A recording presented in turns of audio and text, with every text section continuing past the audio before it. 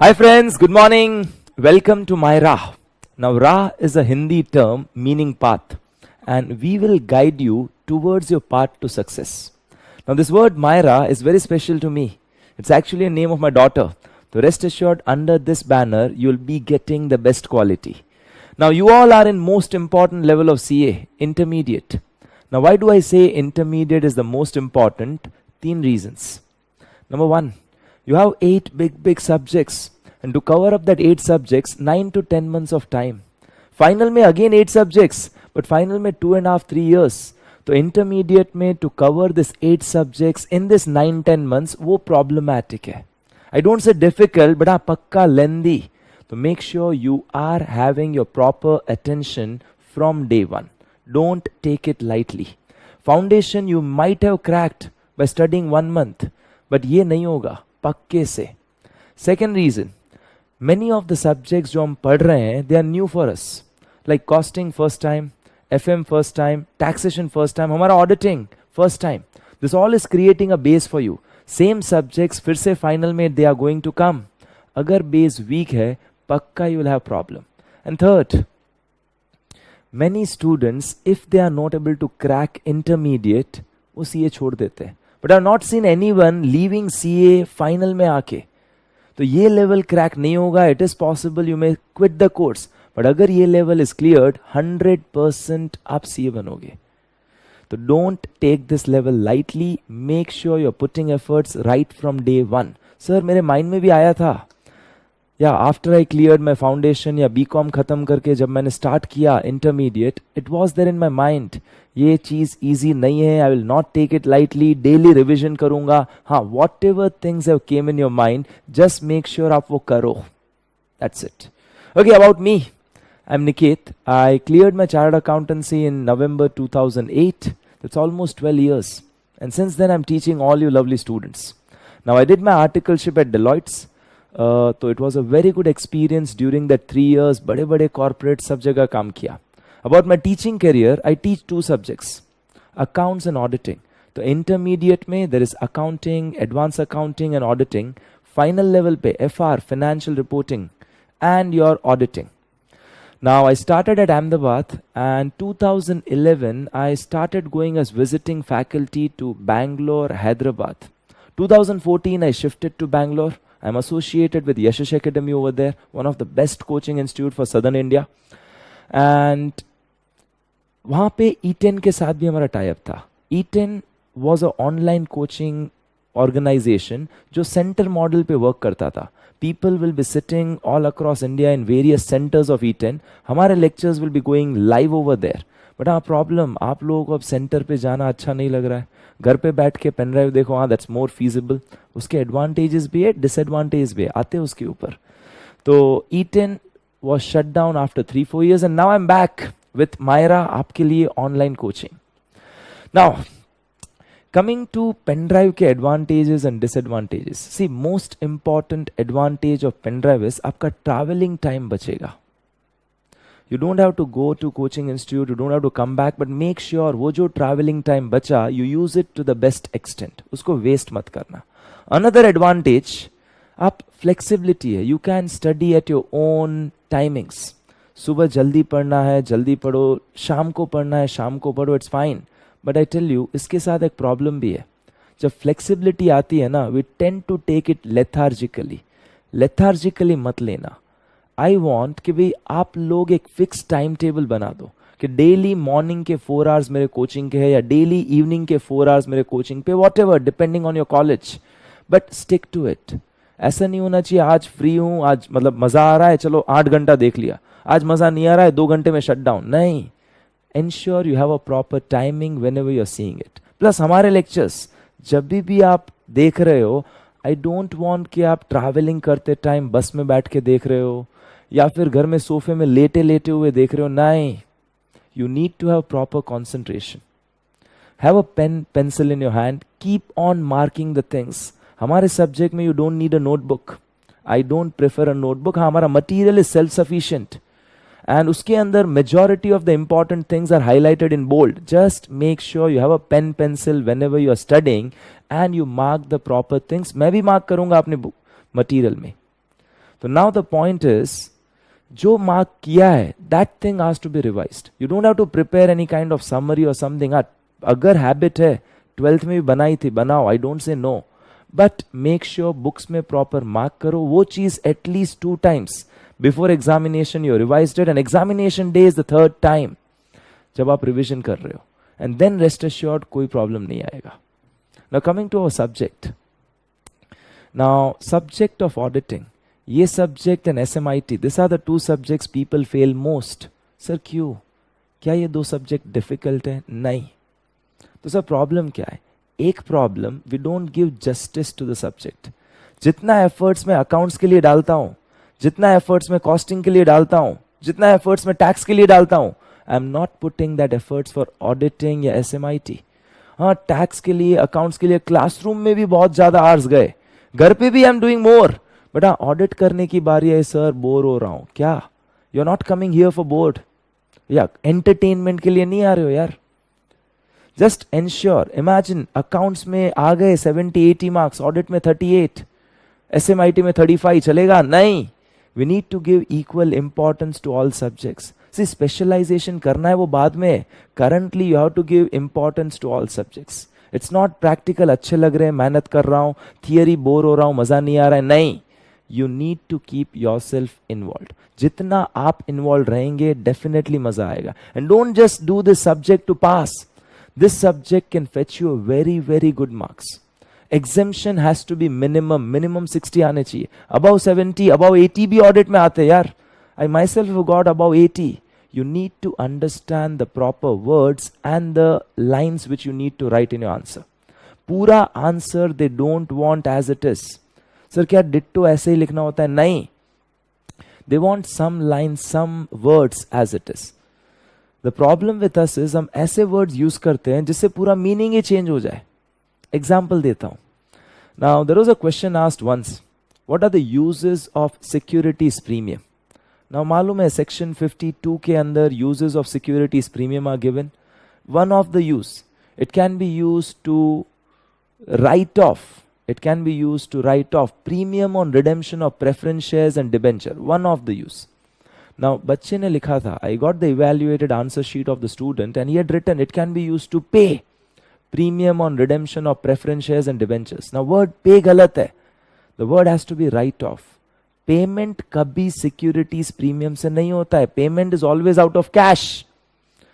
Now securities premium is a bookish term. Reserves, capital, ये सब bookish term है. They are a reflection of assets and liabilities. Capital plus reserve is nothing but a reflection of assets and liabilities. हम लोग double entry system follow करते हैं. Imagine, owner started business by bringing capital 1 lakh. Owner started business by bringing capital 1 lakh. मुझे बताओ journal entry. Cash account debit to capital account. Okay. Now balance sheet बनाओ. Liability side में capital 1 lakh. Asset side में cash 1 lakh. Now don't tell ये capital owner को belong करता है, ये कैश भी ओनर को बिलोंग करता है. तो ऐसा मत बोलो ये 1 लाख प्लस 1 लाख 2 लाख हमें ओनर को देना है. नहीं, this capital is nothing but a reflection of asset जो ऑपोजिट साइड पे है. We follow double entry system. आपने गुड्स परचेज किया 1 लाख पे, यू सोल्ड फॉर 110. गुड्स खरीदा 1 लाख पे, you sold for 110. There is a profit of 10,000 in your balance sheet. Liability side under reserves and surplus, profit P&L balance 10,000. सामने cash होगा. Cash गया 1 lakh, came in 110. Okay sir cash में नहीं बेचा तो debtor होगा. There is something on opposite side. Any capital या reserve word है वो reflection of assets and liabilities है. There will be something on opposite side. क्या we don't know. Imagine वो profit was realized in cash. तो सामने cash है. Cash से गुड्स खरीदा, स्टॉक बन गया. स्टॉक बेचा क्रेडिट पे, डेटर बन गया. फिर से कलेक्शन आया, कैश बन गया. उससे फिक्स्ड एसेट खरीदा, फिक्स्ड एसेट बन गया. It keeps on changing. But now just imagine, आपने वर्ड लिखा it can be used to पे.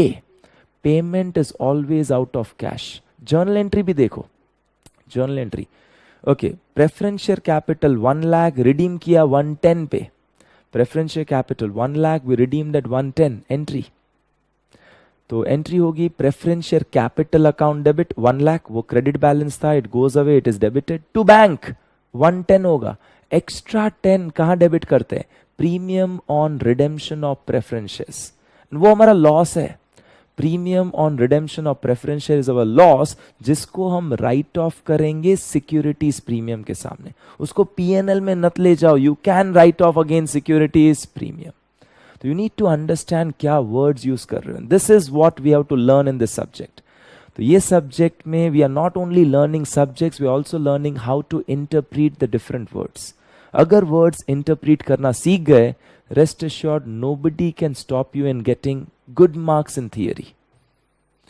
तो आज जो हमारा पहला सेशन है introduction, will not start with any of the topic, just समझेंगे what is the meaning of the word auditing, objectives of auditing, types of audit, advantages of audit. See कोई भी सब्जेक्ट स्टार्ट करो, you should know why the subject is, वो subject का meaning क्या है, क्यों ये सब्जेक्ट है। तो today just one thing, meaning of auditing, objectives of auditing, types of auditing, advantages of auditing. Now पहले ही मैंने बोला you don't need a notebook, but you need a pen और a pencil, you should keep it in your hand, constantly keep on marking. मैं जो mark कर रहा हूं, make sure you also mark it, and that is really going to help you. Exam के time, next time revision में वो उतना पढ़ोगे, that will give you a crux of everything.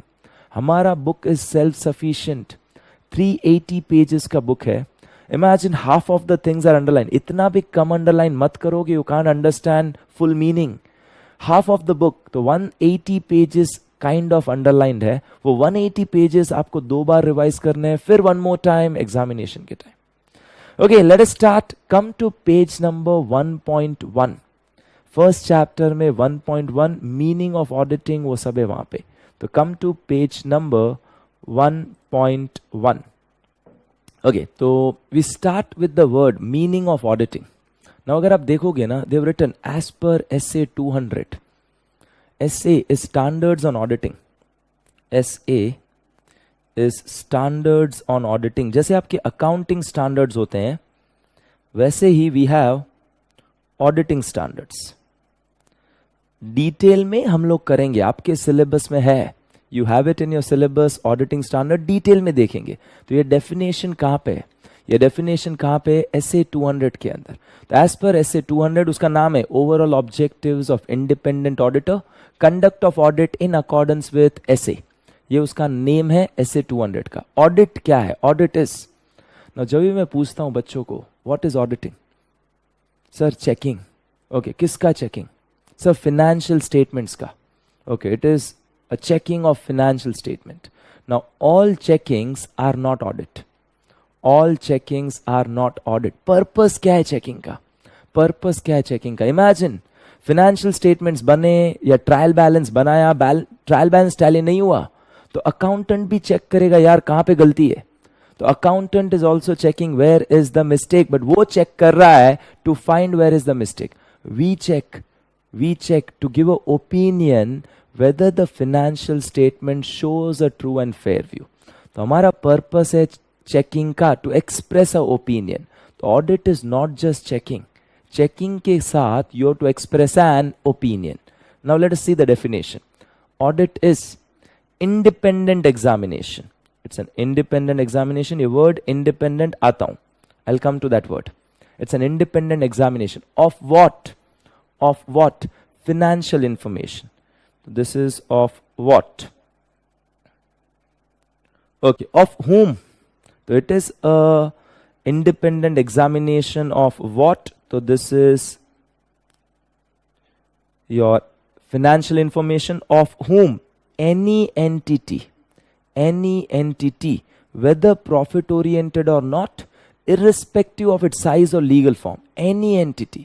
Sir, audit any entity का होता है या income tax act आपने ऑलरेडी किया है, some things you would have started. अगर योर टर्नओवर एक्सीड्स 1 करोड़, अगर your turnover exceeds 1 crore, presumptive में 2 करोड़ है, तो if your turnover exceeds 1 crore then you are required to get the books audited, and it can be individual, it can be sole proprietorship, it can be company, AOP, BOI, कोई भी, any SSC, having a turnover exceeding 1 crore या professional है तो receipts exceeding 50 lakh, you need to get the books audited. So it is of any entity, whether profit oriented or not. Even trust का भी audit होता है.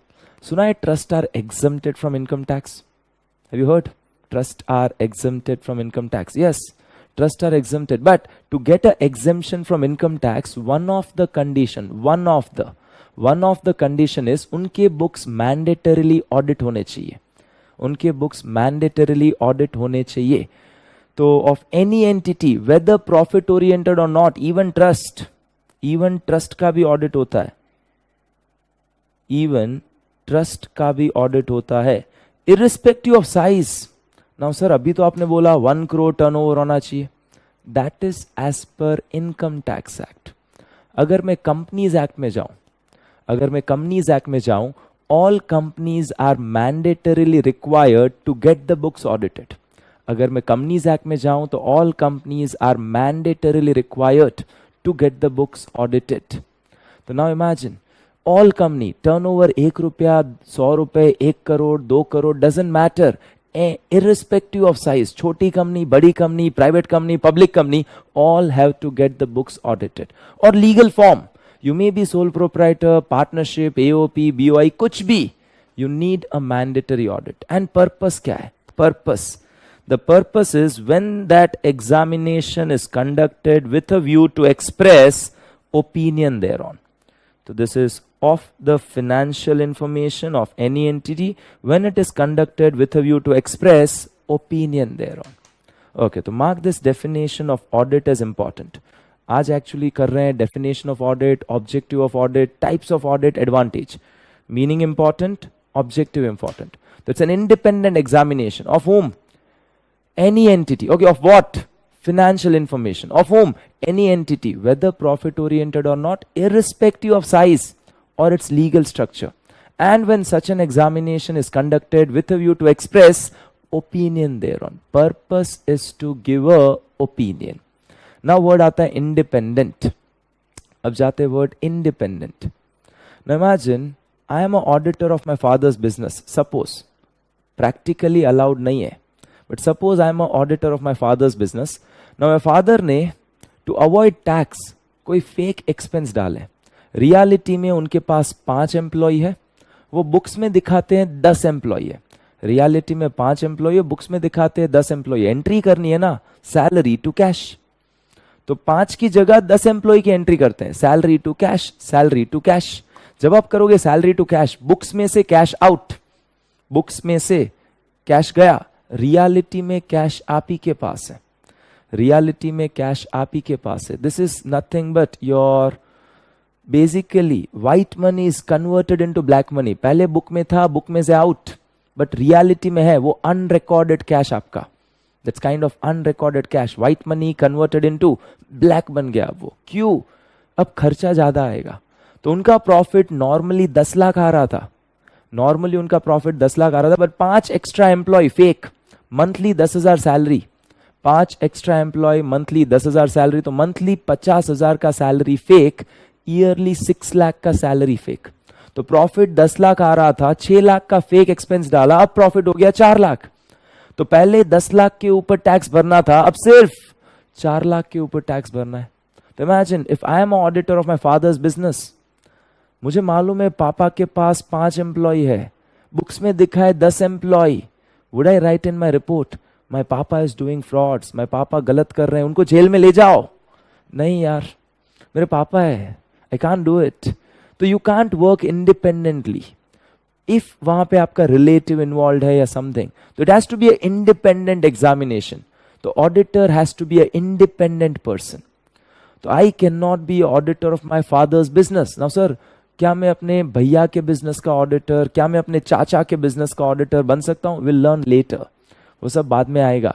हाँ, companies act वाला audit है, डिफरेंट रूल्स है. इनकम टैक्स एक्ट वाला audit है, डिफरेंट रूल्स है. Qualifications, disqualifications of auditor, who can be auditor, who can not be auditor, वो एक्ट्स में दे रखा है. तो as of now audit should be done by a independent person. It's a independent examination. अगर independent बंदा करेगा तो ही जेन्युइन ओपिनियन आएगा. It's an independent examination of what? Financial information. Of whom? Any entity, whether profit oriented or not, irrespective of size or legal form, and when such an examination is conducted with a view to express opinion thereon. अब जाता हूं objectives of audit. Okay, क्या है objective? What do you think? What do you think? जो भी पूछता हूं बच्चों को, mostly they say, sir, objective is to find frauds. Objective is to find out the errors. So whether objective of audit is to find out the frauds and errors. Okay, एक और question पूछता हूं, फिर आते हैं इसके ऊपर. Now, after audit, is there a 100% guarantee कि इस यहाँ पे कोई fraud error नहीं होगा? Audit हो गया तो is there a 100% guarantee कोई भी fraud error नहीं होगा?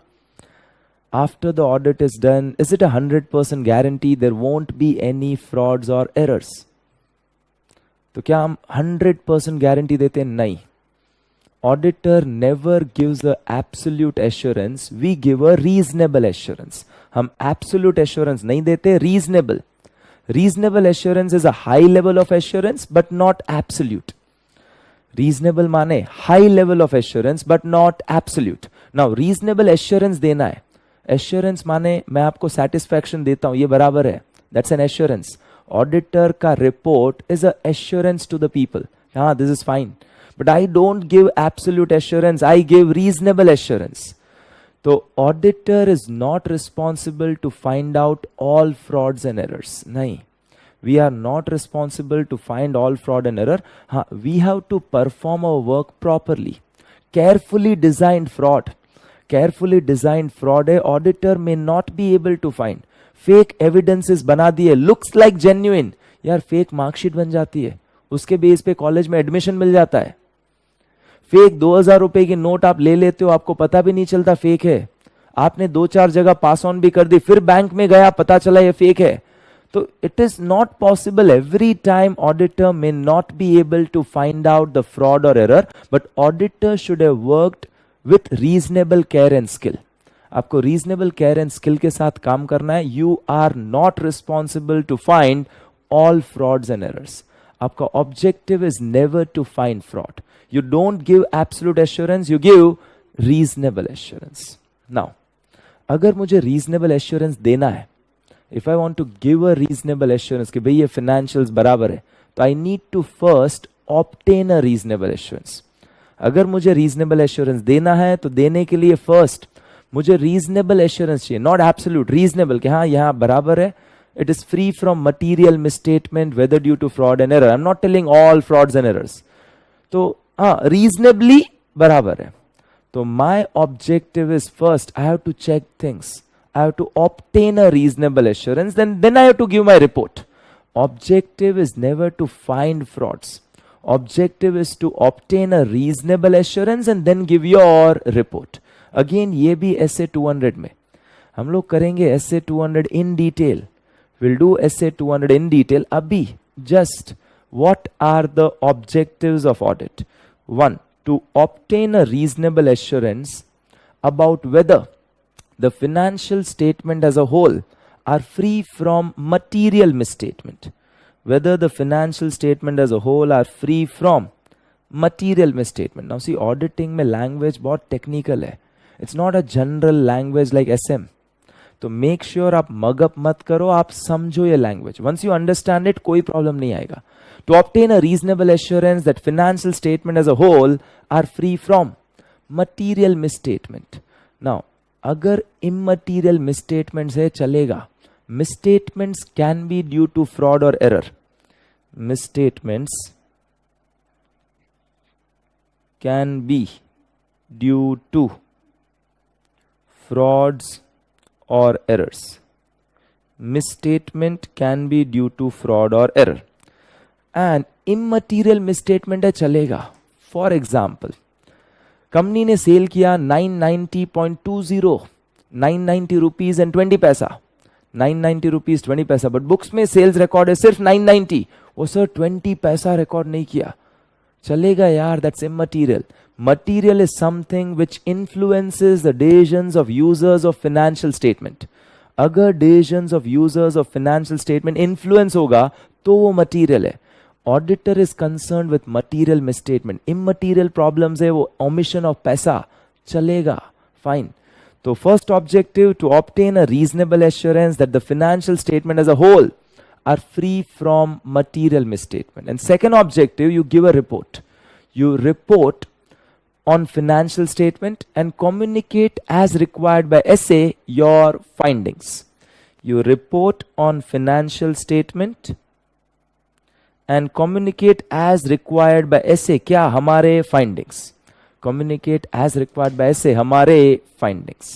तो see, I'm not just underlining very few things. मगर मुझे लगे पूरा सेंटेंस इंपॉर्टेंट है, आई अंडरलाइन फुल सेंटेंस. अगर मुझे लगे यहां पे सिर्फ वर्ड से मुझे पता चल जाएगा, I underline only words. Underline that much के उतना रिवाइज करूं, I am able to understand everything out of it.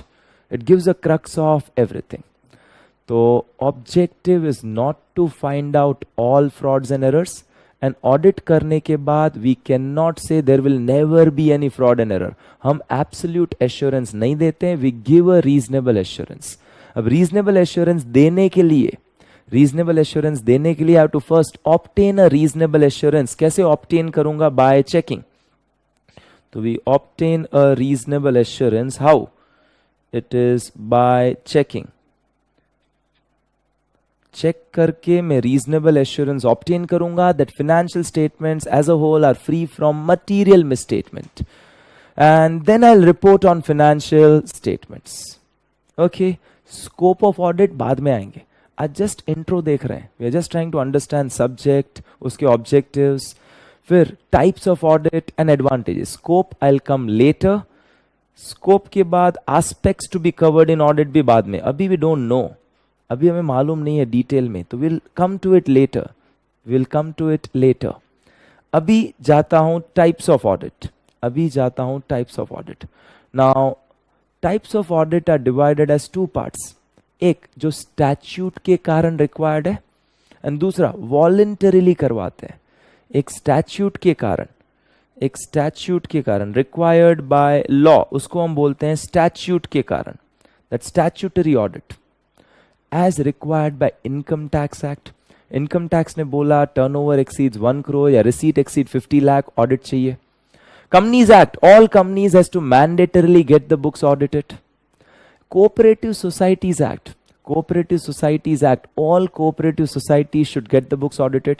Banking Regulation Act, all banks has to get the books mandatorily audited. ये सब statute है, don't think only income tax नहीं, बहुत सारे statute है जिसने बोला audit कराओ. Now sir, question, अगर it is a company having a turnover more than 1 crore, sir अगर it is a company having a turnover more than 1 crore, तो सर उनका एक ऑडिट होगा, दो ऑडिट होगा?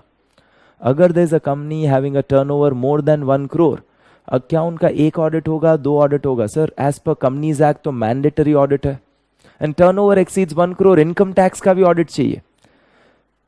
As per companies act mandatory audit है. And turnover exceeds 1 crore, income tax का भी ऑडिट. सर दो ऑडिट आएंगे, एक दो.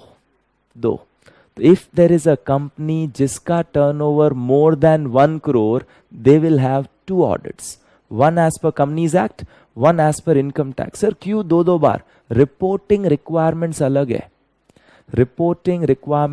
है. कंपनीज एक्ट के हिसाब से जब आप ऑडिट करो, क्या रिपोर्ट करना है, दैट्स डिफरेंट. इनकम टैक्स के हिसाब से आप ऑडिट करो, क्या रिपोर्ट करना है, दैट्स डिफरेंट. तो अगर there is a company having more than 1 crore turnover, उनके 2 audits. I hope you are clear. तो जो भी audit required by statute, it can be companies act ने बोला, it can be income tax act ने बोला, it can be cooperative societies act, banking regulation act, anything, तो वो statutory audit. दूसरा वॉलंटरी. नाउ हम लोग कई बार कंपनी एक्ट वाले को स्टैच्यूटरी ऑडिट बोलते हैं, टैक्स ऑडिट वाले को स्टैच्यूटरी नहीं बोलते, उसको टैक्स ऑडिट बोलते हैं. दोनों स्टैच्यूटरी है, दोनों एज पर स्टैच्यूट है. This is company audit, this is tax audit. Better word is ये कंपनी ऑडिट, ये टैक्स ऑडिट. हमारे सिलेबस में we have a full chapter on company audit, पूरा चैप्टर है कंपनी ऑडिट का. टैक्स ऑडिट का chapter CA final में, CA final में टैक्स ऑडिट का चैप्टर, कंपनीज एक्ट के हिसाब से कैसे ऑडिट होता है वो पूरा चैप्टर आएगा. Will start with that after this. कल के क्लास में will start with company audit. Okay, दूसरा वॉलंटरी. सर वॉलंटरी कोई क्यों ऑडिट करवाएगा? वॉलंटरी कोई क्यों ऑडिट करवाएगा? Now simple example. Imagine there is a partnership firm. दो पार्टनर है, एक स्लीपिंग पार्टनर, एक working partner. What is sleeping partner? Sir sleeping students देखे हैं, बहुत सारे सोते रहते हैं क्लास में. Sleeping partner who doesn't take active part in management. वो सिर्फ कैपिटल कंट्रीब्यूट करता है. Now imagine there is a sleeping partner, there is a working partner. उनका टर्नओवर एक्सीड नहीं हुआ 1 करोड़. पार्टनरशिप एक्ट ऑडिट के बारे में कुछ नहीं बोलता. Partnership act doesn't say anything about audit. Turnover doesn't exceed 1 crore, तो उनके लिए audit is not mandatory. But sleeping partner wants to ensure कि भैया वर्किंग पार्टनर कोई फ्रॉड नहीं कर रहा है, वो फेक खर्चा डाल के खुद तो पैसा नहीं ले जा रहा. 3 एम्प्लॉय है, बुक्स में 4 एम्प्लॉय दिखाएगा, खुद उसका पैसा ले जाएगा. Is it he doing like that? इसीलिए स्लीपिंग पार्टनर ने क्लॉज रखा. I am ready to be a partner, I am ready to give money, but हम मैंडेटरी ऑडिट करवाएंगे. तो sleeping partner wants to ensure working partner is not doing fraud. उसके लिए partnership deed में they put a clause कि भाई mandatory हम audit करवाएंगे. नाउ स्टैट्यूट नहीं बोलता, आप वॉलंटरीली करवा रहे हो. दूसरा, बैंक की लोन चाहिए. Before giving any loan bank will ask for your financials. And आप तो भाई कुछ भी बना के दे दोगे. प्रॉफिट कम था, debtors to sales. Okay, sales record किया, प्रॉफिट बढ़ गया, तो लायबिलिटी साइड पीएनएल बैलेंस बढ़ गया, सामने डेटर, एंड हाँ profit increased. You may come out with anything.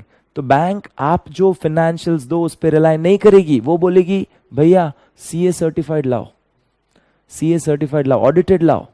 तो द थिंग इज, अगर आपको बैंक लोन चाहिए, इवन स्मॉलेस्ट बैंक ओवरड्राफ्ट, तो भी bank will tell you give your financials which are audited.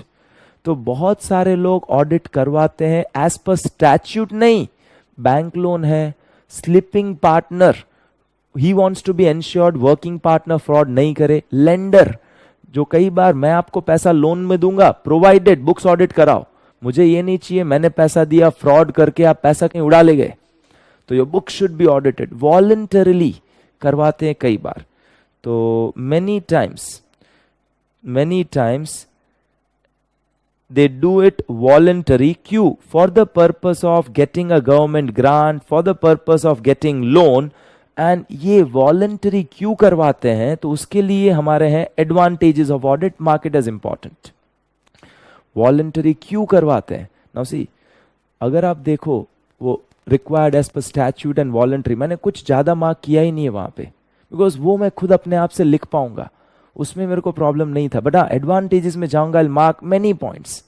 तो इट्स नॉट नेसेसरी हर जगह सब चीज अंडरलाइन करो या हर जगह ओनली थोड़ा ही अंडरलाइन करो. डिपेंडिंग ऑन आपको लगे कितना अंडरलाइन करोगे, you will be able to have a crux of everything, उतना अंडरलाइन करो. Okay, advantages. तो what are the advantages of audit? एक, हाँ, रिलायबल फाइनेंशियल इंफॉर्मेशन मिलता है. You get a reliable financial information, वो ठीक है, बट दूसरे क्या एडवांटेजेस है? तो chief utility, chief is main utility is reliable financial statements मिलेंगे, that is fine. Other advantages are, it safeguards the interest of persons who are not associated with management. It safeguards the interest of persons who are not associated with management. अभी example दिया, sleeping partner wants to be ensured working partner कोई fraud नहीं कर रहा. Sleeping partner is not associated with management. Same way companies में, who are the owners? Who are the owners of the company? बोलते रहना है, keep on speaking. घर पे बैठे हो, अकेले हो तो भी बोलो. Shareholders, sir okay, but who manages the company? Sir board of directors. Owners shareholder है, मैनेज कर रहे बोर्ड ऑफ डायरेक्टर. तो shareholder wants to know BOD कोई फ्रॉड तो नहीं कर रहा. Shareholder wants to know BOD कोई फ्रॉड नहीं कर रहा. दैट्स व्हाई उनके लिए भी मैंडेटरी ऑडिट है. कंपनीज में there is a mandatory audit. It safeguards the interest of person who are not connected with management. It acts as a moral check on employees. Regular audit होगा ना, employees are prevented from doing fraud. Moral check, this prevented. तो it acts as a preventing measure. Employees are prevented, उनको लगता है audit में पकड़ा जाऊंगा मैं, तो they don't do the frauds. It acts as a moral check, preventive measure. Helpful in settling liability for taxes. Helpful in settling liability for taxes, negotiating loan, purchase consideration for business. अगर मैं किसी का business खरीद रहा हूं, how much should I पे for that business, उनके assets देखूंगा, लायबिलिटीज देखूंगा, उनका प्रॉफिटेबिलिटी देखूंगा. I'll see their assets, their liability, their profitability, फिर डिसाइड करूंगा how much should I pay. तो audited accounts are useful. Audited नहीं होंगे ना, डाउट आएगा.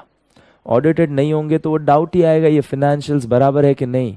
वो बिजनेस बेचना था इसलिए जानबूझ के अच्छा प्रॉफिट दिखा रहे होंगे ताकि अच्छा वैल्यूएशन मिले. If you show more profits you will get a higher valuation. तो अगर बुक्स आर ऑडिटेड ये इश्यूज नहीं आते. Trade disputes for higher wages या बोनस. कई बार bonus is linked with profit का some percentage we give as bonus. Now imagine, suppose इस बार हमारा प्रॉफिट कम आया, बोनस कम दिया. अगर हमारा प्रॉफिट कम आया, we give a lesser bonus. Employees को तो ऐसा ही लगेगा कि जानबूझ के हम कम प्रॉफिट दिखा रहे हैं. They will not accept profit कम आया. दे विल से सर जानबूझ के आप कम प्रॉफिट दिखा रहे हो ताकि कम बोनस देना पड़े. जानबूझ के कम प्रॉफिट दिखा रहे हो ताकि कम बोनस देना पड़े. Now they don't understand really profit कम है. बेटा अगर accounts audited they can't question the profit. तो फिर वो प्रॉफिट पे क्वेश्चन मार्क नहीं कर सकते. Okay, helpful in detecting vestiges and losses. Now auditor जब भी आता है, he checks your internal controls. अब ये नया वर्ड क्या है, इंटरनल कंट्रोल. सी कोई भी कंपनी है, they have some policies and procedures. कोई भी कंपनी है, they follow some policies and procedure to ensure कि भाई एसेट्स आर सेफ गार्डेड, सारी चीजें, वेस्टेजेस कम हो रहे हैं, फिनेंशियल्स प्रॉपरली बन रहे हैं, कोई फ्रॉड नहीं करे. इमेजिन सिंपल कोचिंग क्लास वाले people, they want to know कि भाई जो बंदे ने फीस नहीं पे की, the person who has not paid fees should not come and attend the class. तो क्या करते वो लोग, coaching class people, they want to ensure those who have not paid fees should not attend the class. What do they do? So they give a ID card और वो ID card check करते हैं. तो जब भी आप enter होंगे ID card दिखाना होगा. तो those who have not paid fees, उनके पास आईडी कार्ड नहीं होगा. तो that's a internal control policy जो आप फॉलो कर रहे हो to prevent the frauds and errors. तो डू वन थिंग, नीचे at the end of the page थोड़ी जगह होगी, at top of the page जगह होगी. तो ये word internal control, we just understand the word internal control क्या है. नीचे लिख लो. You can just put a star here. ऊपर भी यहां पे स्टार दे दो तो आपको पता चले कौन सी चीज के लिए आप नीचे लिख रहे हो. Connector should be properly given. मालूम होना चाहिए कौन सी चीज के बारे में लिख रहे हो. Put a star here and नीचे star. Right down.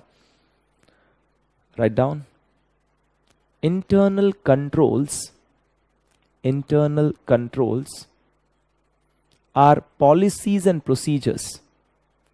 Internal controls are policies and procedures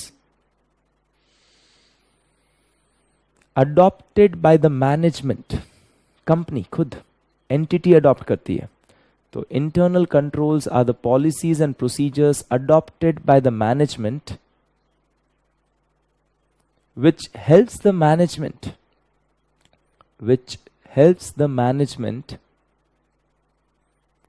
fulfill their responsibilities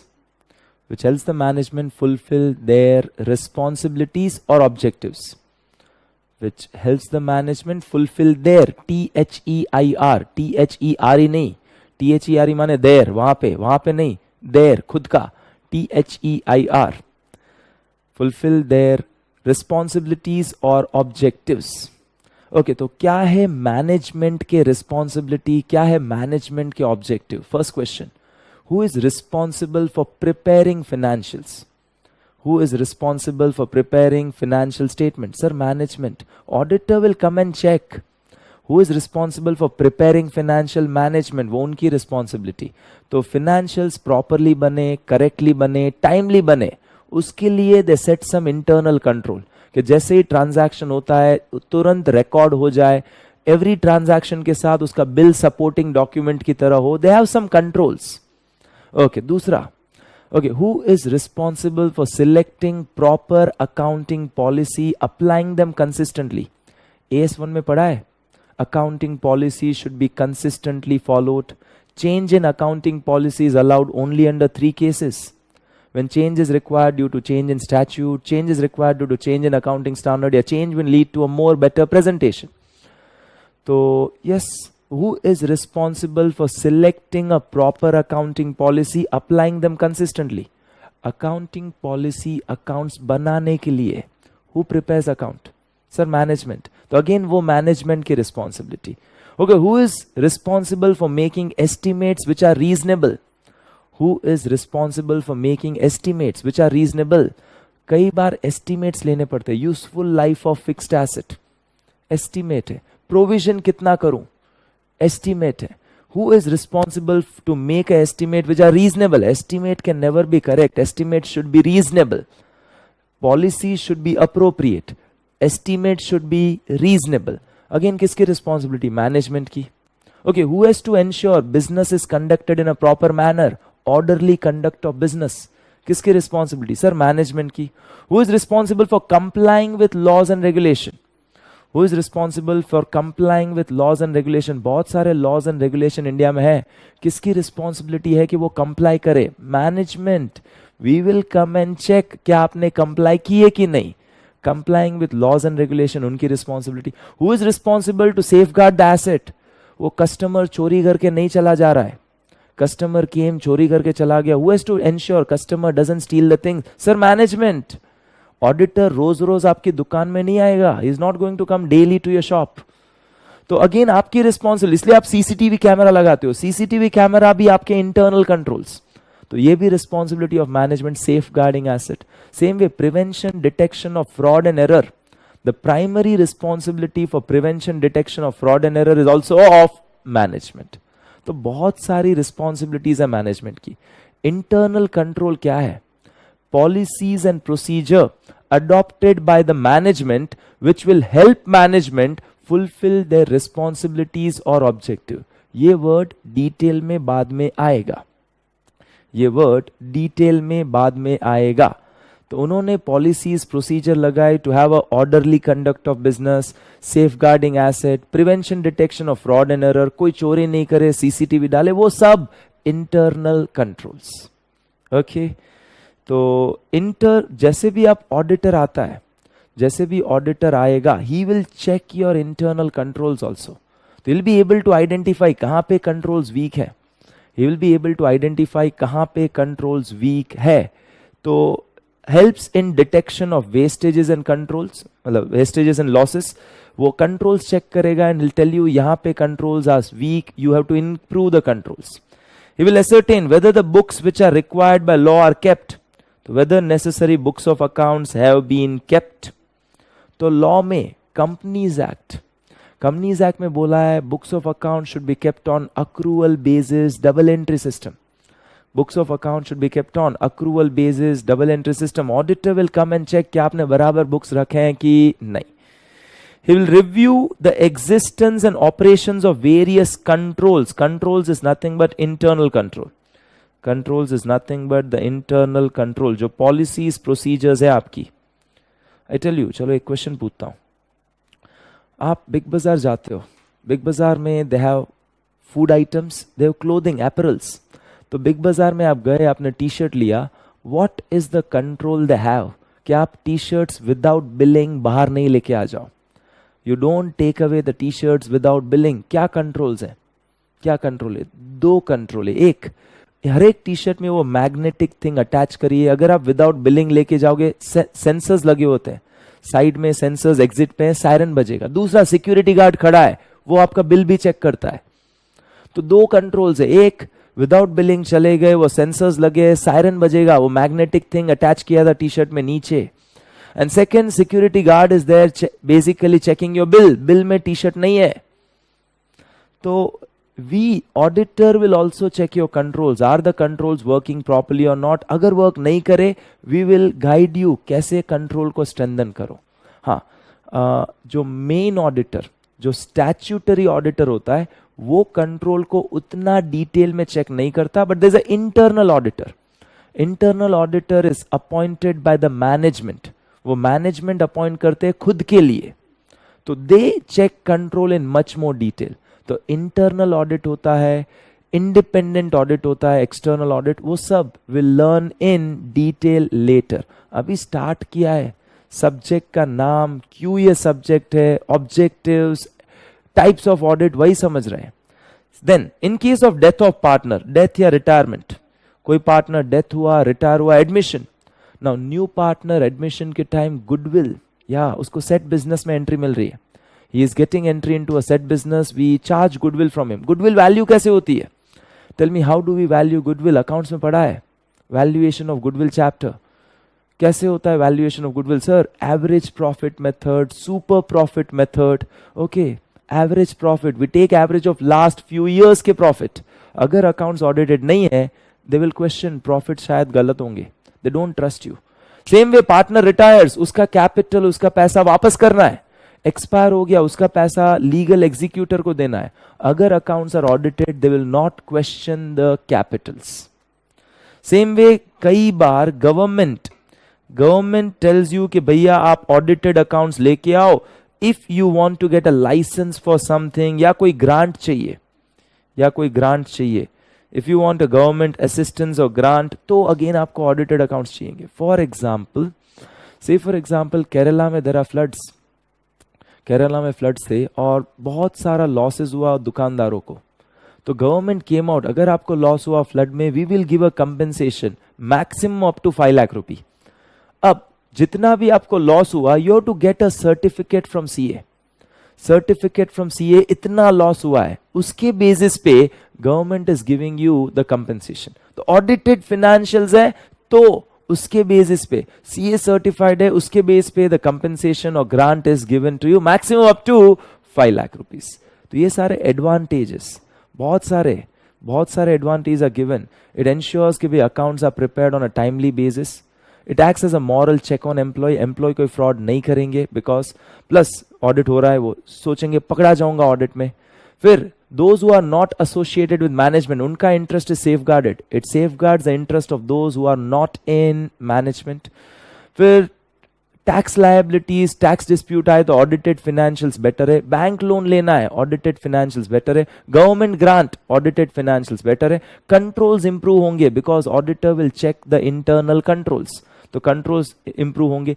Wage dispute चल रहा है, they will not question the profit अगर हमारे accounts are audited. ये था एडवांटेजेस ऑफ ऑडिट. नाउ दूसरी चीजें, ये चैप्टर की दूसरी चीजें we will be doing it later. तो ये एक इंट्रोडक्टरी सेशन था. In the introductory session we understood कि भाई हम लोग कैसे जाएंगे. अब यहाँ इंडेक्स आना बाकी है. We come to index. चलो एक बार इंडेक्स पे आ जाते हैं. तो we understood the word audit, meaning, उसके टाइप्स, उसके ऑब्जेक्टिव, एडवांटेजेस. नाउ ये इंडेक्स 2 पार्ट्स हैं. There are 2 part. पार्ट 1 आपका main book around 380 pages. Part 2 is only the objectives. Part 1 खत्म हो, कोई टॉपिक पार्ट 1 में किया, फिर ही ऑब्जेक्टिव देखो. Don't do objective before. Better is finish book 1 then you go to book 2. Objective is just for better understanding. And आपके syllabus में 44 मार्क्स ऑफ ऑब्जेक्टिव. सर 44? हाँ, 30 marks MCQ, 14 marks true false. 30 marks of MCQ, 14 mark of true false आपके exam में आता है. Now ये जो chapters का सीक्वेंस है, this is as per ICI. ये index is as per ICAI. तो this is as per ICI book. हमारी बुक में मैंने सेम सीक्वेंस लिया है, बट बहुत सारे chapter are linked to some standards on auditing. Chapter 14 is on standards on auditing. Chapter 14 is auditing and assurance standard. बहुत chapter linked है standard के साथ. तो मैंने क्या किया, वो चैप्टर का कंटेंट स्टैंडर्ड के साथ दे दिया है.